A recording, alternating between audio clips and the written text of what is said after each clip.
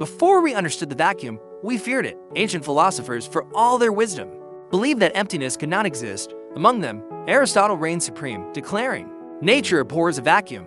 This single idea echoed through centuries, shaping the very way Europe understood the universe. To them, the world was a place of fullness filled with air, ether, spirit, or God.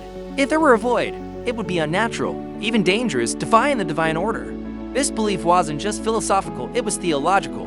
The Church, as the guardian of truth, embraced Aristotle's cosmology. After all, if God is everywhere, then nowhere could be empty. A vacuum, in this view, was not just impossible, it was heretical. From lecture halls to pulpits, the idea was enforced. The void did not and could not exist. Scientists of the Middle Ages didn't dare to challenge this conviction. Instead, they worked around it, inventing theories to explain nature without emptiness. The notion of a plenum, a universe entirely filled with matter dominated. Even air, though invisible, was assumed to be a form of subtle fluid. It couldn't be removed, they thought, because it wasn't really there in the first place. Every phenomenon, from motion to light, was explained without invoking a vacuum. If a pump failed to draw water past a certain height, it wasn't because of air pressure, it was because nature refused the void. Italian engineers in the Renaissance faced this problem firsthand. They found that suction pumps could only raise water about 30 feet before failing. The solution? They simply said, nature stops here, but questions remained unanswered, uncomfortable questions. Why did water stop at the same height every time? Was there a hidden force pushing it? Or worse, was there really a void above that line? These questions began to haunt curious minds in the 1600s. As Europe emerged from the shadows of medieval thought, some dared to rethink nature. The scientific revolution was stirring quietly at first. Copernicus had displaced Earth from the center of the cosmos. Galileo had turned his telescope skyward, challenging dogma with evidence. And yet, the vacuum remained a frontier unexplored. Most still clung to the ancient belief voids were unnatural, and God would not allow them. The barrier wasn't just scientific, it was cultural, religious, and emotional. To believe in a vacuum was to believe in absence and nothingness terrified people. After all, if something could exist in total absence, what else could be true? If emptiness was real, could it imply that God's presence wasn't everywhere? These weren't just metaphysical musings, they shaped policy, education, and fear. Still, a few minds began to shift. Experiments with barometers and mercury hinted at hidden forces. Perhaps air wasn't weightless. After all, perhaps the world wasn't full in the way they thought. One of the first to suspect this was Evangelista Torricelli, a student of Galileo. Torricelli was unafraid to ask dangerous questions. In 1643, he filled a glass tube with mercury and inverted it into a dish. Some mercury remained suspended, but a space appeared at the top seemingly empty. This space was the first man-made vacuum. It shook the foundations of accepted thought. Was this space really void of everything? Or was it simply filled with invisible ether, as many hoped? Torricelli argued boldly, no, it was empty. The air around us, he said, had weight. That weight was pushing the mercury up. The higher the external pressure, the higher the mercury would rise. This wasn't magic, it was physics. But even as his results spread, disbelief lingered. To admit the vacuum existed meant abandoning centuries of belief. And for many, that was to pay a price. In France, these ideas took root in a different mind, one both brilliant and devout, Blaise Pascal, a mathematician, theologian, and philosopher. Read Torricelli's findings with fascination. He saw in them not a contradiction of faith, but a pathway to truth. Could the vacuum, he wondered, reveal not a godless universe, but a deeper order? For Pascal, the real question wasn't whether the void existed, it was whether we dare to find it. But if he was to confront dogma, he needed more than theory. He needed evidence visible, irrefutable, undeniable, and he would find it not in a lab, but on a mountain. The mountain he chose was Puy-de-Dôme, a volcanic peak in central France. If air had weight, as Torricelli claimed, then air pressure should decrease with altitude. That meant the height of the mercury column should drop as one climbed higher. Pascal proposed a simple, but revolutionary test. Take two identical barometers, one up the mountain, one left below. Compare them. If the column of mercury at the summit was shorter, the vacuum was real. No mystical forces, no divine intervention, just gravity and pressure.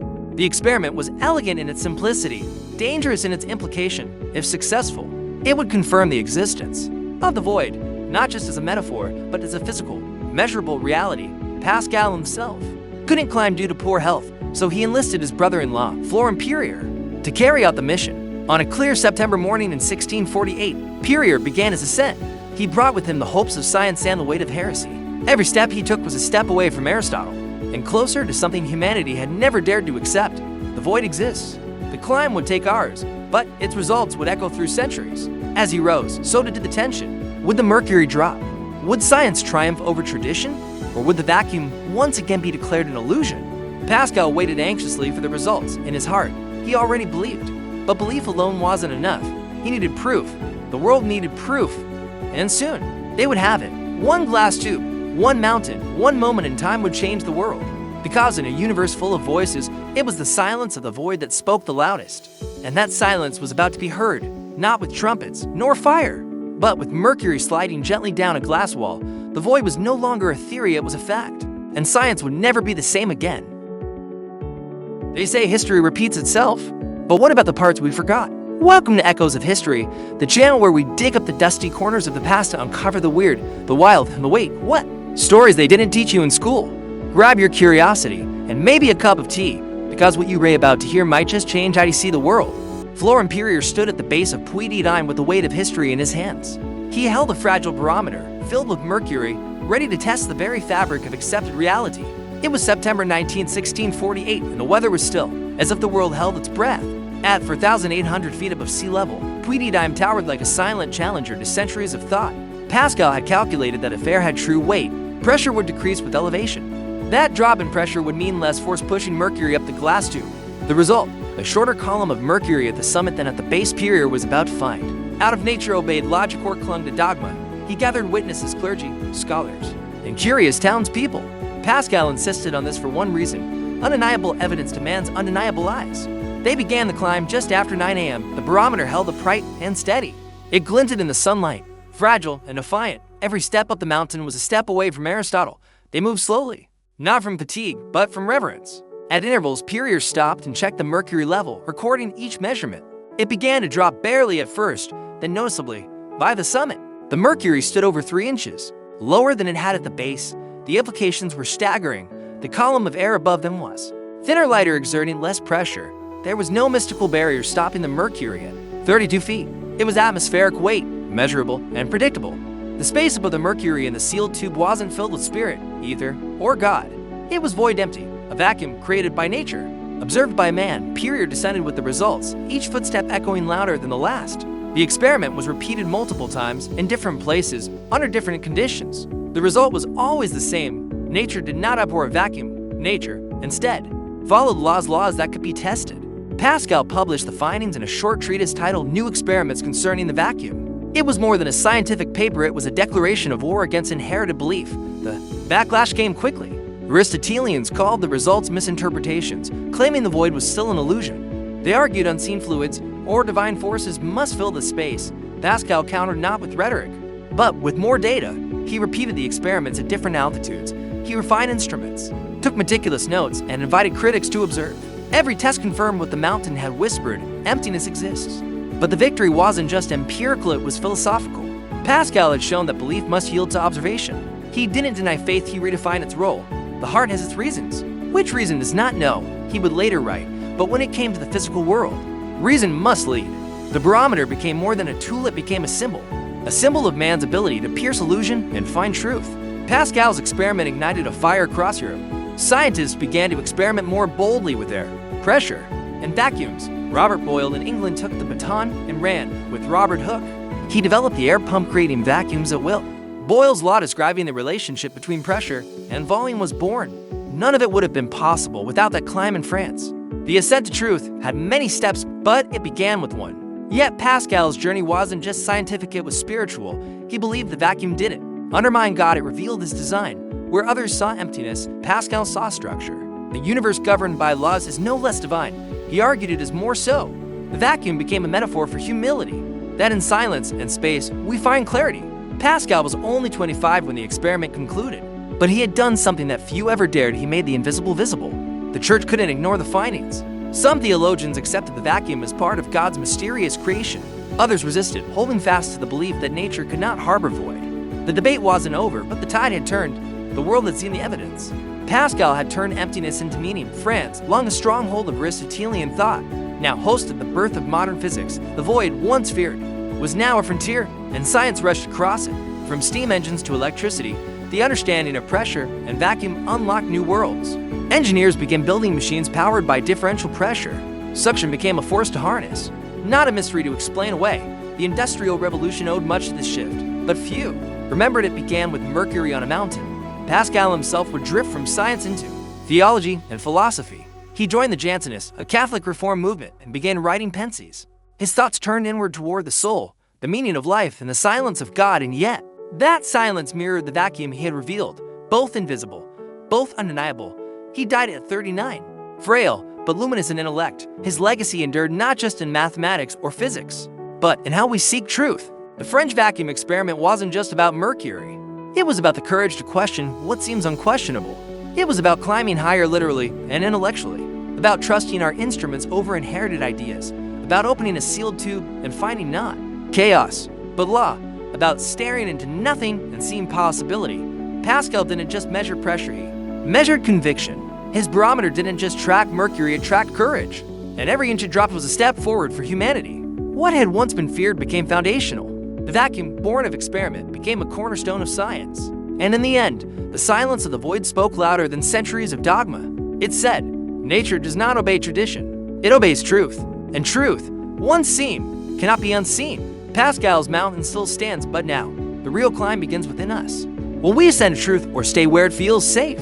The concept of vacuum, once anathema to reason and religion alike, began to find a place in science. Across Europe, scholars revisited ancient texts not to preserve them, but to challenge them. The age of authority gave way to the age of inquiry. The work of Torricelli and Pascal laid a foundation, one that others would soon build upon. Evangelista Torricelli had first discovered the vacuum above Mercury in 1643, but only Pascal had dared to turn that revelation into public challenge. Pascal's boldness triggered a chain reaction. The barometer became a staple in laboratories and universities. It proved not only that vacuums existed, but that the world could be understood through measurement. This quiet revolution sparked new questions. If air had weight, how did it affect our bodies? Could humans survive in a vacuum? What happens to light, sound, and fire when there is no air?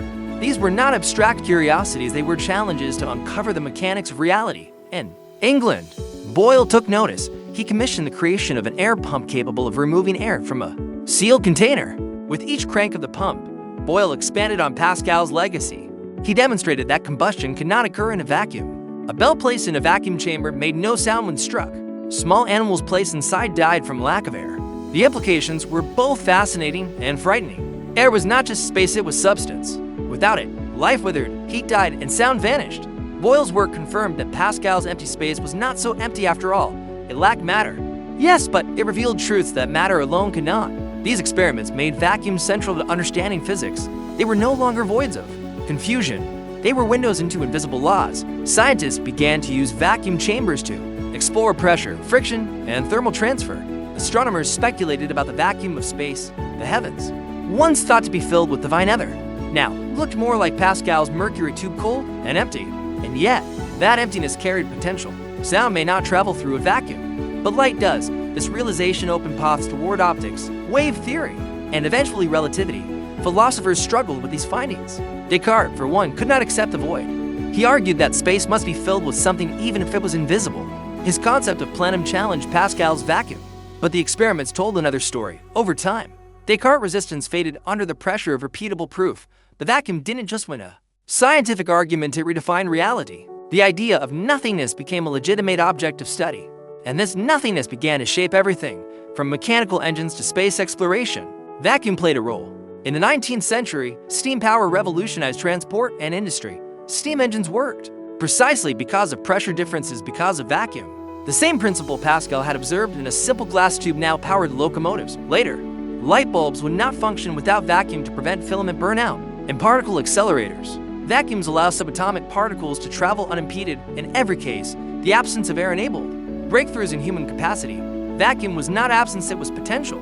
It allowed phenomena to unfold when spoiled by interference. It gave space for truth to emerge. Meanwhile, Pascal's fame grew. Though he had moved into philosophy and religious contemplation, his name remained etched in scientific memory. The Pascal became the unit of pressure in his honor, but his most enduring contribution wasn't a number, it was a mindset. He taught the world to trust observation over tradition, to climb the mountain, not bow to it, to fill the void with understanding, not fear.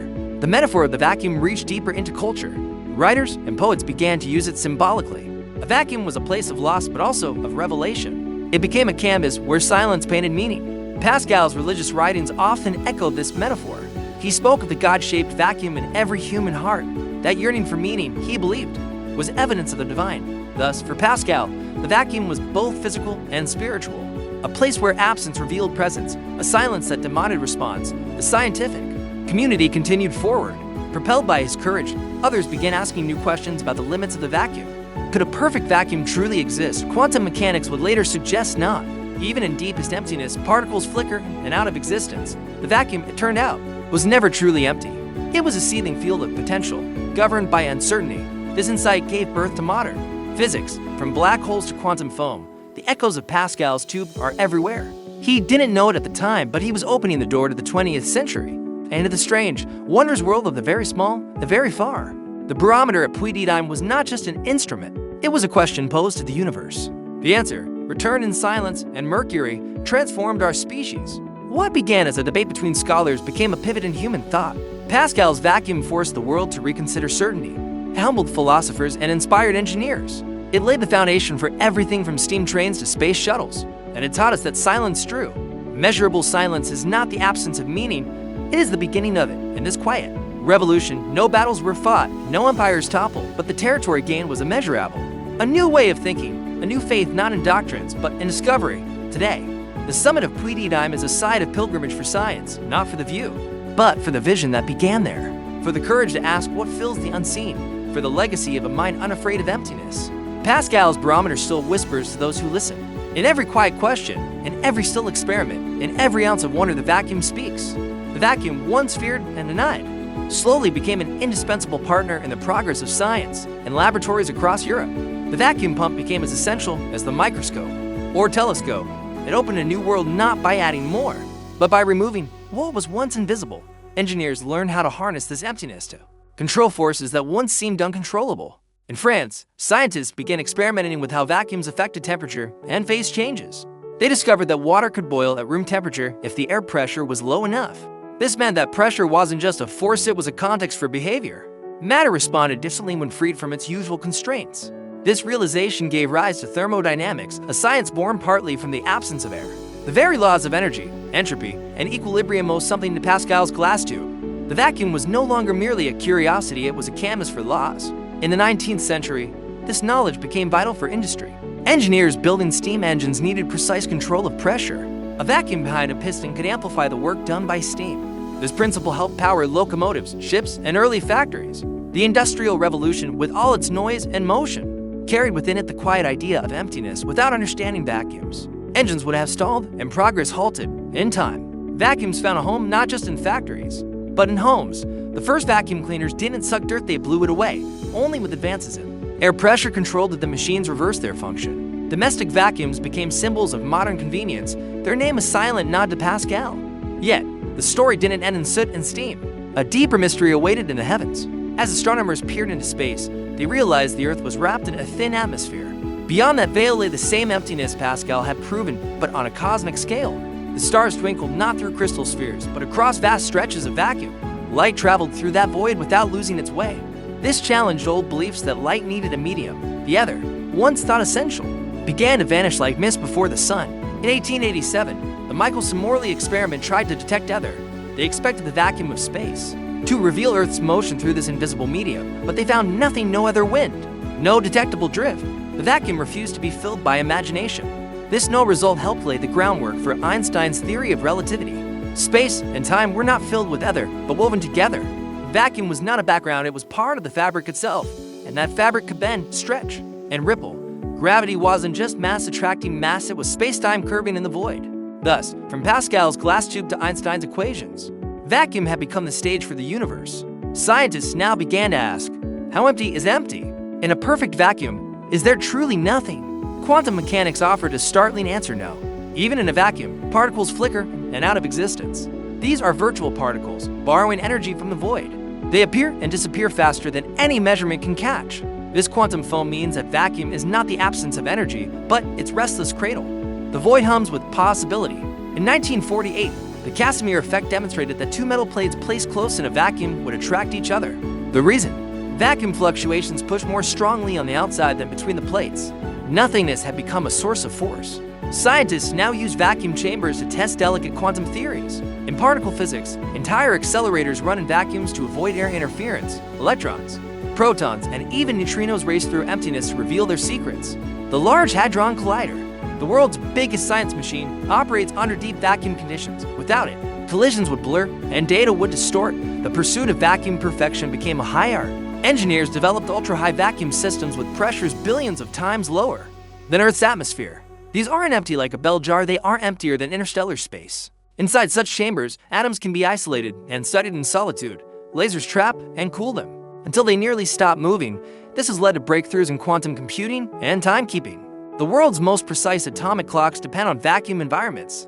They measure seconds by tracking the vibration of atoms in pristine isolation, without air molecules bumping them. The atoms remain true to time. Even space exploration owes its life to vacuum understanding. Every satellite, rover, and probe must survive the void.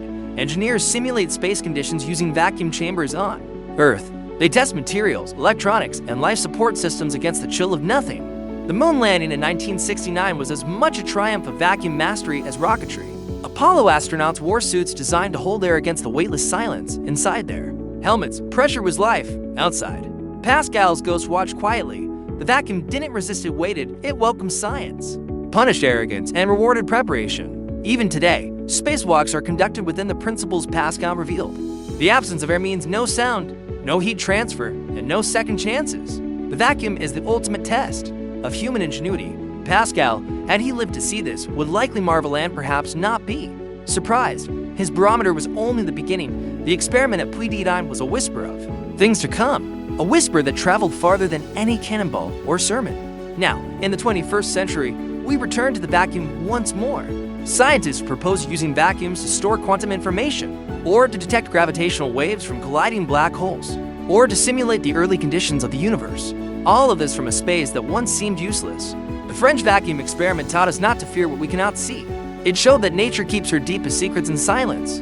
That emptiness is not failure, but an invitation. An open door for imagination, discipline, and courage. Just as Pascal ascended the mountain, we climb toward understanding. With every vacuum pump, we remove noise from the signal. We clear away the fog of assumption. We learn what remains when nothing remains. And in doing so, we discover ourselves. The vacuum is not what's missing, it's what we were meant to find. Not absence, but possibility. Not silence, but signal. Not death, but the breath of knowledge waiting to be heard. As the vacuum became a known quantity in physics, it also became a powerful tool in engineering and applied science. From laboratories to factories, the ability to create and control vacuums opened new frontiers of design and invention. The vacuum wasn't just an idea, it was a controlled environment, a new kind of space where normal rules could be suspended. Scientists began pushing the limits of what vacuums could do, not only in removing air, but in purifying space for precision. In electronics, vacuum tubes became essential to early computing and radio transmission. These tubes, relying on electron flow through airless chambers, enabled signals to be amplified and transmitted across continents without vacuums. The first computers would never have computed, and the first radios would never have spoken, even as transistors replaced tubes. The role of the vacuum persisted in high-energy physics and advanced optics.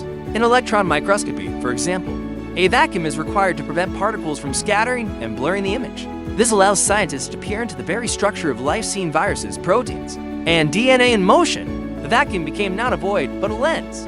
In space science, vacuums were no longer theoretical, they were environmental.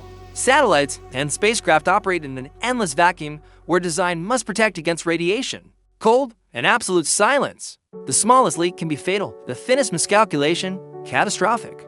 Engineers simulate space conditions on Earth using massive vacuum chambers. NASA's Space Power Facility in Ohio is one of the largest such chambers, able to replicate the conditions of deep space. Here, spacecraft are tested not in fire, but in absence. The same emptiness that once terrified philosophers now becomes the crucible of safety. Spacesuits, airlocks, and fuel systems are all products of our relationship with vacuum. Even Mars rovers like Curiosity and Perseverance were prepared in vacuum chambers. Before touching alien soil, these machines breathe in silence and navigate in a place where no wind ever blows. And yet, the vacuum does not remain only out there. It has found its way into clean rooms, where microchips are crafted in controlled environments. A single dust particle can ruin a semiconductor. To prevent this, manufacturers use vacuums to create airless chambers where purity reigns. The chips in your phone, the memory in your laptop, all made in places that Pascal would recognize. A vacuum has also become central to scientific timekeeping. Atomic clocks, the most precise instruments of time ever invented, use vacuums to isolate atoms for exact measurement. The result is timekeeping accurate to billionths of a second. GPS systems, internet protocols, and satellite navigation all rely on this vacuum-defined precision. In this way, the vacuum now keeps the world synchronized. In chemistry, reactions that once seemed volatile or uncontrollable can now be stabilized under vacuum conditions. By removing air, scientists eliminate unwanted oxidizers and contaminants. This allows for cleaner, more predictable results and sometimes for new reactions never before seen. In medicine, vacuums are used in sterilization and storage. Surgical tools, vaccines, and biological samples are often vacuum sealed to prevent decay and contamination. Even food preservation owes something to vacuum science. Vacuum-packed goods last longer because bacteria and oxygen are excluded. But perhaps one of the most exciting developments is in quantum science. Quantum computers still in their infancy require vacuums to isolate their qubits from external interference. These computers do not think like ordinary machines. They compute using superpositions, entanglement, and probability. But they are fragile. Any heat, light, or air molecule can disrupt the delicate balance. So, scientists house them in ultra-high vacuum chambers colder than deep space. There, in the silence of engineered nothingness, they flicker with potential. The quantum vacuum is not just clean, it is sacred.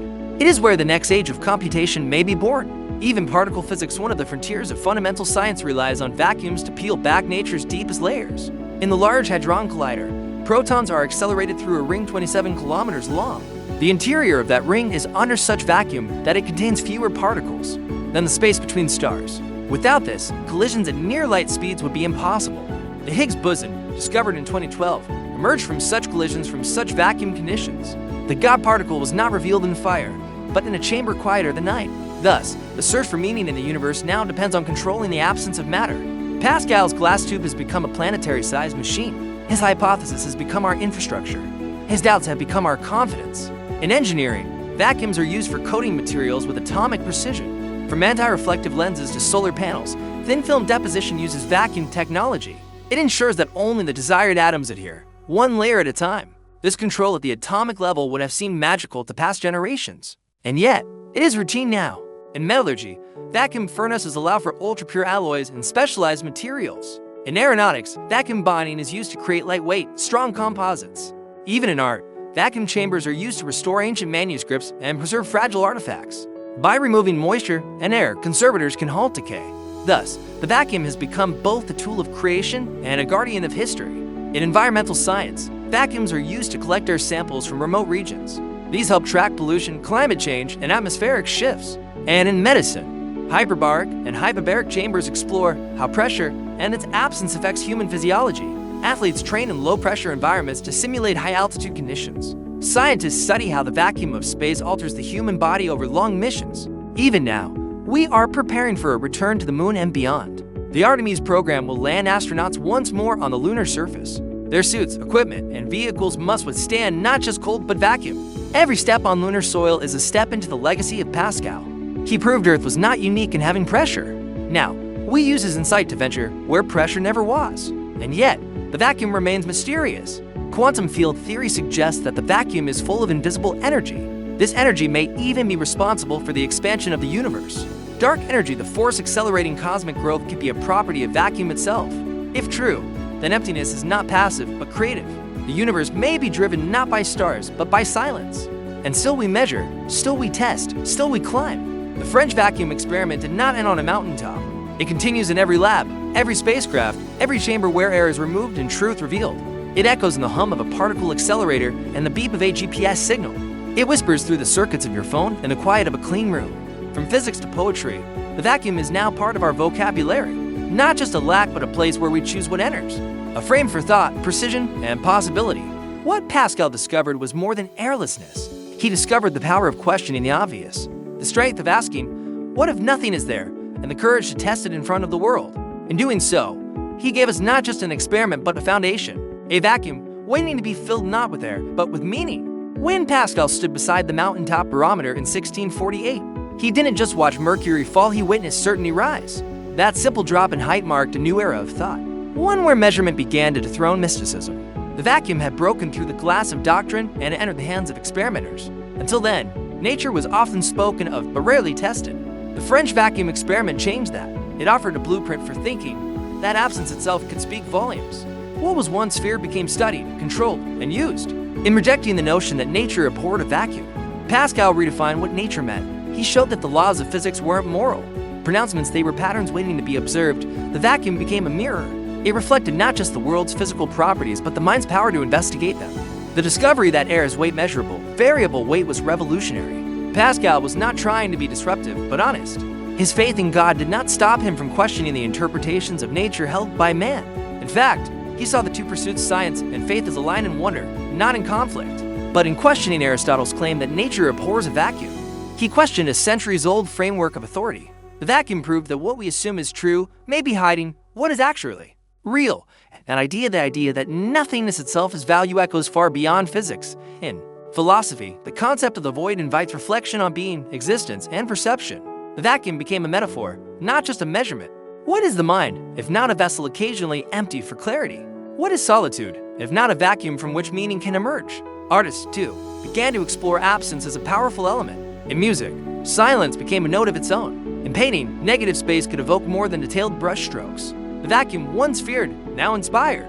And so, through a single experiment, a new way of seeing took root. This perspective moved away from filling every gap with explanation. Instead, it began to see the gaps themselves as worthy of study.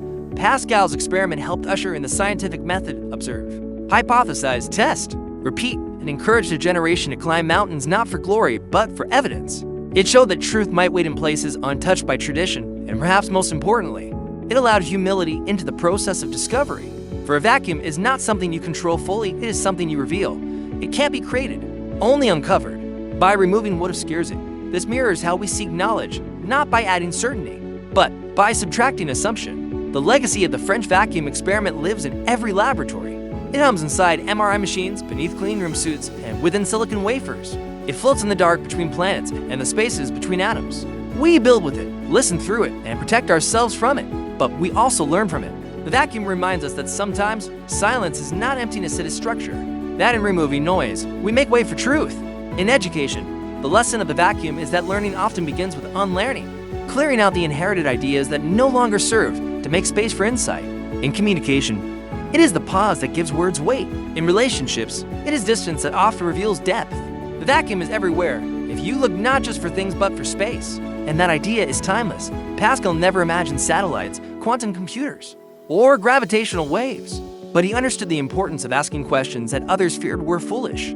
He knew that knowledge does not grow in crowded minds, it grows where there is space for contradiction, for revision, for wonder. The French vacuum experiment is not merely history, it is a compass, pointing toward a mode of thinking that respects both what is present and what is absent. In our age of constant information and noise, the vacuum teaches restraint. In our rush to fill every second, it reminds us to consider stillness. That which is empty is not necessarily void of value. In fact, it may hold the seed of every great discovery, whether in the silence before a musical note or the blank page before a novel. The vacuum is potential. It is the gap where the spark jumps. It is the pause before the leap. And it all began with a simple tube of mercury, a mountain, and a man willing to watch carefully. Today, we often forget how radical that moment was, how it challenged not only physical theories but worldviews, how it planted a flag for reason in the soil of tradition. Pascal did not destroy a belief, he refined it through evidence. He showed that mystery could coexist with measurement, and that by naming the empty, we gain a new form of fullness. In the centuries since, we have descended into the atom and ascended into orbit, each step guided by experiments in silence.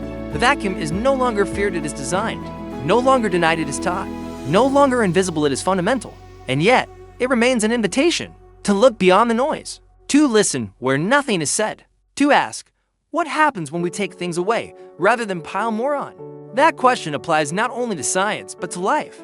What if clarity comes not from more, but from less? What if understanding begins with quiet? These are the echoes of the vacuum, the legacy of a moment when a mountain became a laboratory, when a priest-scientist dared to empty the air and filled the future, when France gave the world more than cuisine, fashion, or art. It gave us proof that pressure has weight, and that the absence of pressure has meaning. The French vacuum experiment is not only a scientific milestone, it is a philosophical turning point. From it came not just technologies, but temperaments, not just devices, but disciplines. It helped birth the Enlightenment by proving that light can come from emptiness, that knowledge does not fear silence, and that in the hush between questions and answers, progress waits. Pascal's tube is long gone, but the principle remains. In every particle collider, in every sealed ship lab, in every astronaut's helmet, his insight surrounds us, invisible, vital, and real. The vacuum is not nothing, It is the space that makes everything possible. That's it for today's Forgotten Tale.